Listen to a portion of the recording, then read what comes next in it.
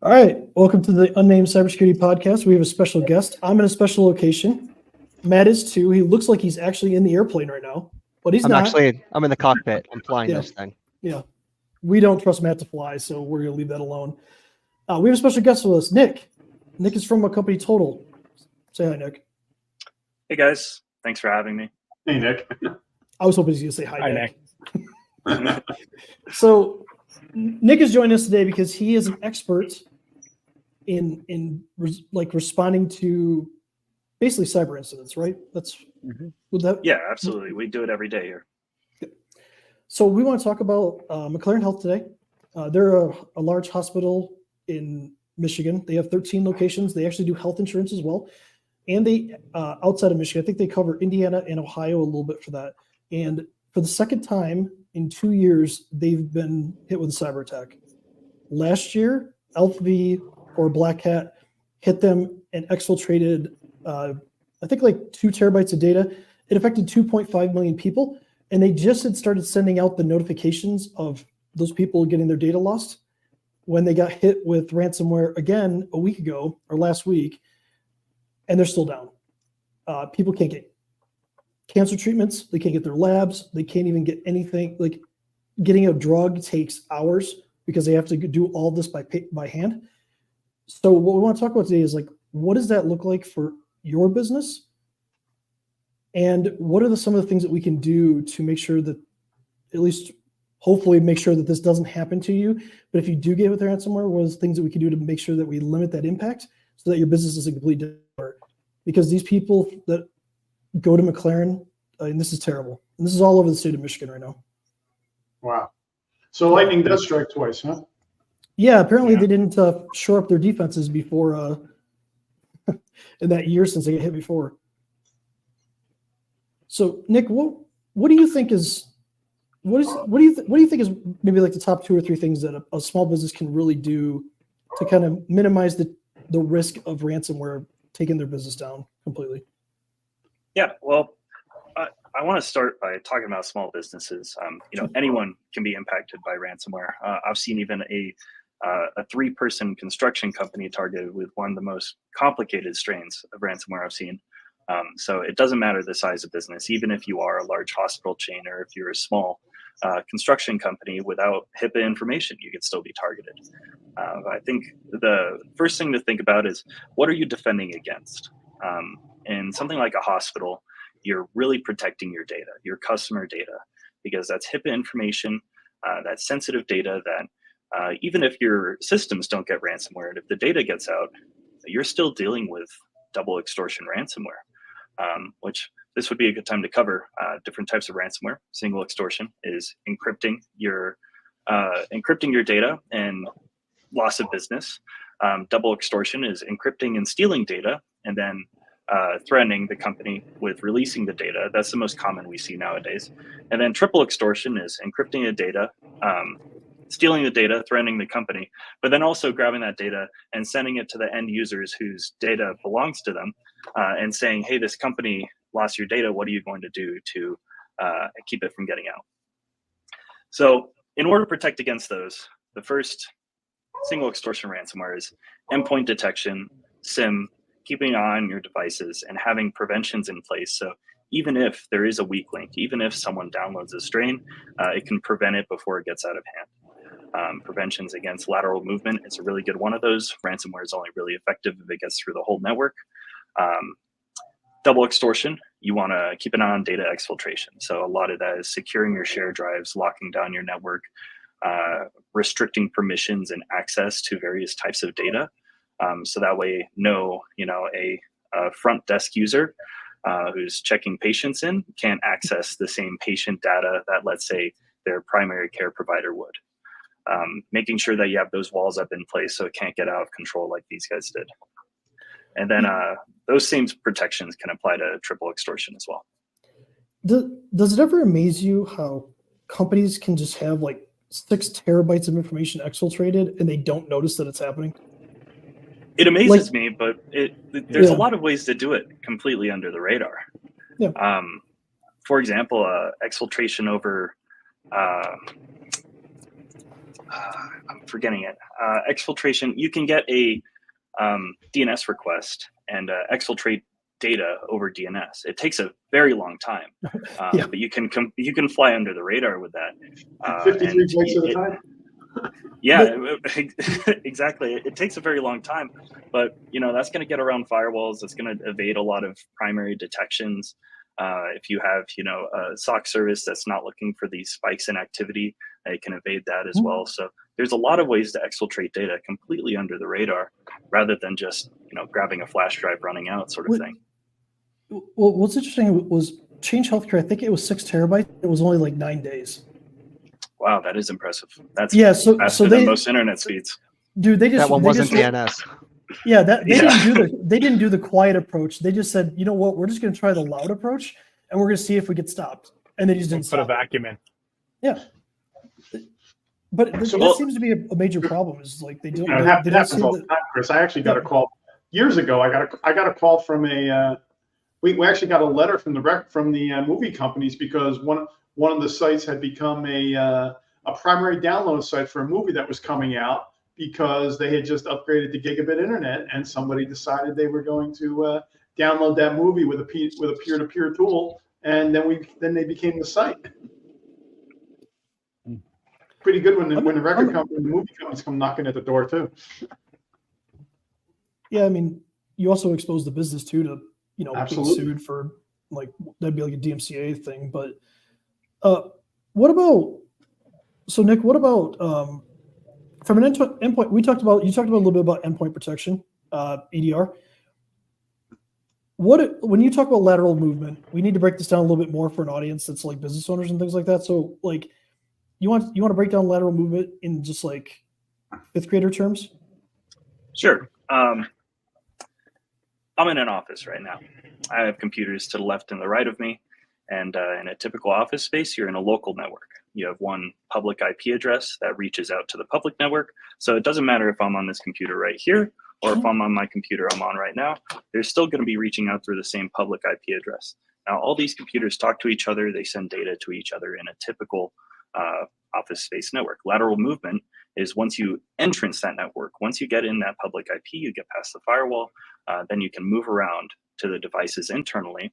A lot of them, they can share user accounts, so you can get the same user, move through devices. Some of them share credentials. Some of them have files. So let's say my computer has access to a file server that's also on this local network. I don't have to access the file server directly. I can access it through my computer. So it's once you get that initial access, being able to expand throughout the internal network. Yeah, that's Yeah, that makes sense. That's pretty much how households work too. So if your kids decide that they want to download a bunch of stuff, maybe watch your kids. Absolutely, yeah. So, what about backups with ransomware? Do you guys see a lot of backups being destroyed as well? Yes. Is that one so service? Primary one, volume shadow copies. That's your Windows backup built in the Windows operating system.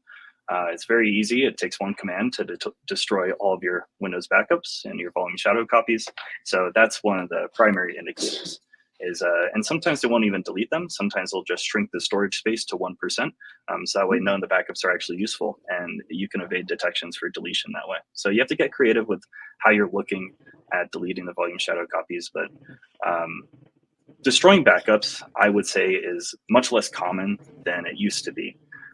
Because right now destroying backups is really just trying to cover footsteps, because most of the information I see is double extortion. It's when they steal the data, and rather than ransoming the devices, encrypting the devices, these devices have EDR on them. You aren't gonna be able to fully ransom them that easily. So I would actually say it's very difficult to fully ransom them. But it's much easier to steal the data and then hold the data above the customer's head and say, you have to pay us for us not to release this data. So destroying backups, I don't see too much.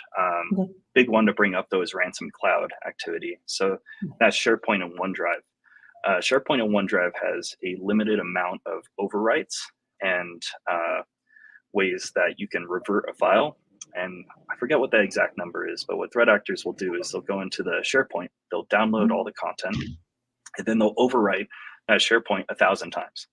And once they overwrite it 1,000 times, none of those files can be reverted back to their original state. And you expect SharePoint to have backups of your files. You don't expect to back up your SharePoint that is a backup of other files. So ransom cloud is a big threat right now as well. And you have to make sure to detect that.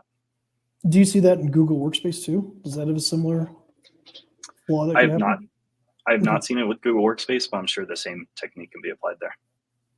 It's a good thing about because a lot of people in cloud, they don't think about backing up their cloud. Exactly. Yeah. Maybe. That's the whole, it's supposed to be safe. Yeah, but I mean, we know the statistics. This is not 80th percentile. Most hacks, most breaches are coming through the cloud. Absolutely. Yeah. Let's step away from ransomware for a second. What is the number one attack that you guys see against a business? Let's say you're doing SIM, so they're collecting all the logs and everything. Like, what's probably the number one attack that you see? So we monitor a lot of endpoints here at Total, and we monitor a lot of Office 365 users. And I would say probably for every single endpoint compromise, I mean true compromise, like someone remotely logging in, messing around on the computer, for every single endpoint compromise, I probably see 50 to 100 business email compromises. That is by far the overwhelming majority of attacks, and there's a lot of ways to gain access to that, and there's a lot of ways to prevent it. But some Nick, people. what do you see as for your email attacks?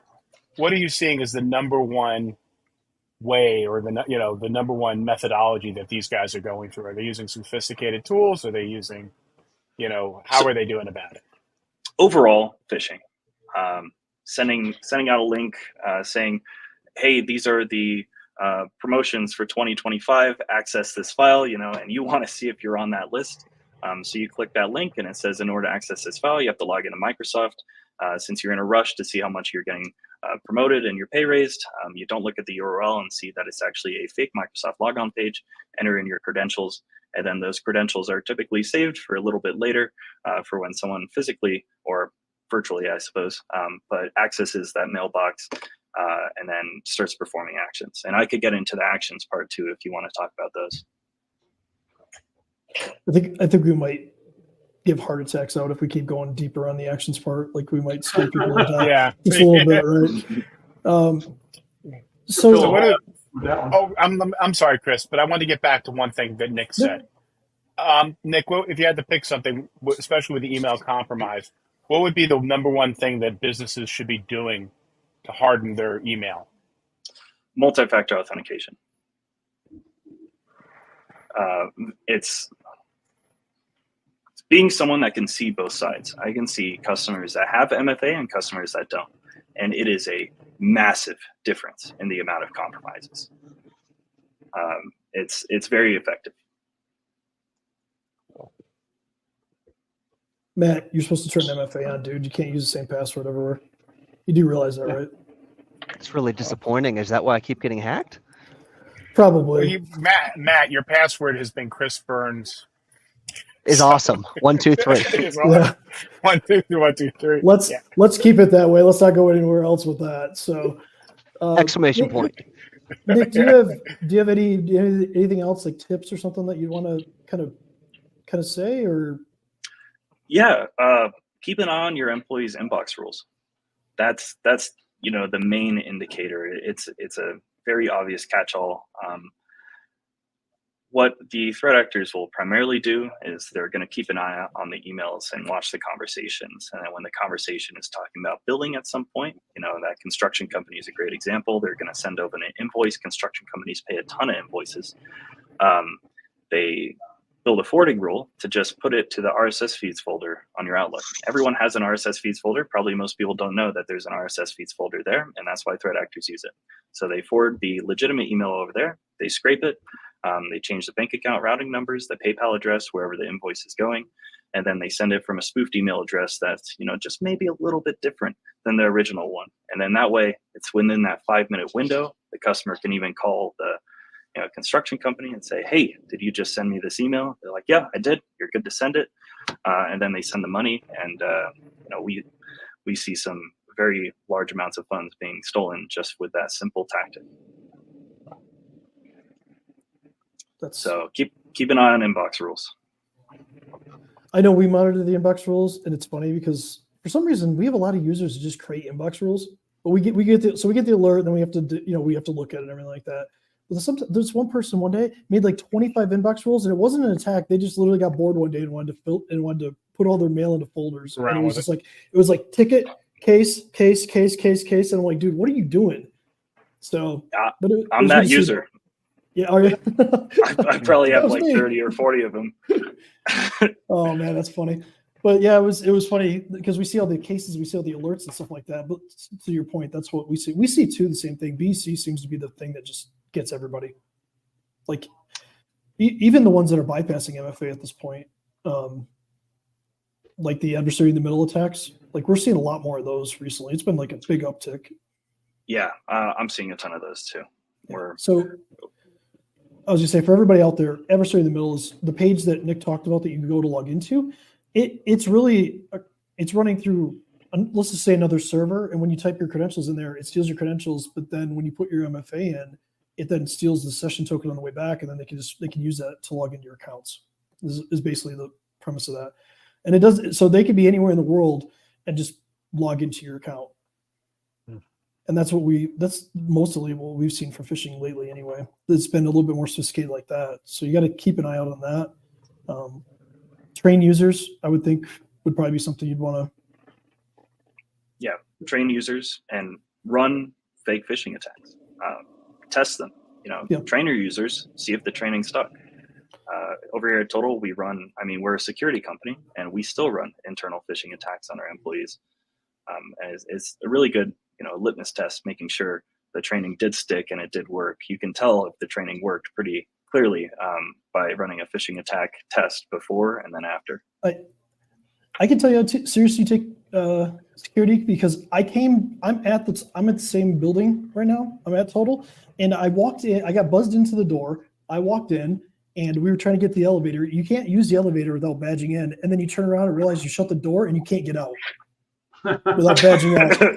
So I was we were sweating a little bit because we were waiting for Jeff to come down and get us, and that was a little sweat time. So they take physical security here is on point, guys, on point.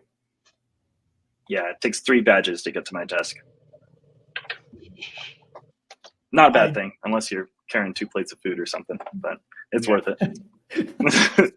That's true. So Nick, thank you, man. Thank you. Yes. This is awesome. Thank you for joining us. We appreciate that. Yeah, of course. Thanks for having me. Thank you. Anybody else have anything to close on? Nah, just confirm. Nick's just confirming everything we've been telling people. It's like, compromises are the number one way people are getting hacked, and people just still need to learn it. MFA is not optional anymore. Yeah. Ask McLaren and their failed duo rollout. Apparently, I probably should have said that, but I'll keep more. I'll keep on top of that as more information comes out.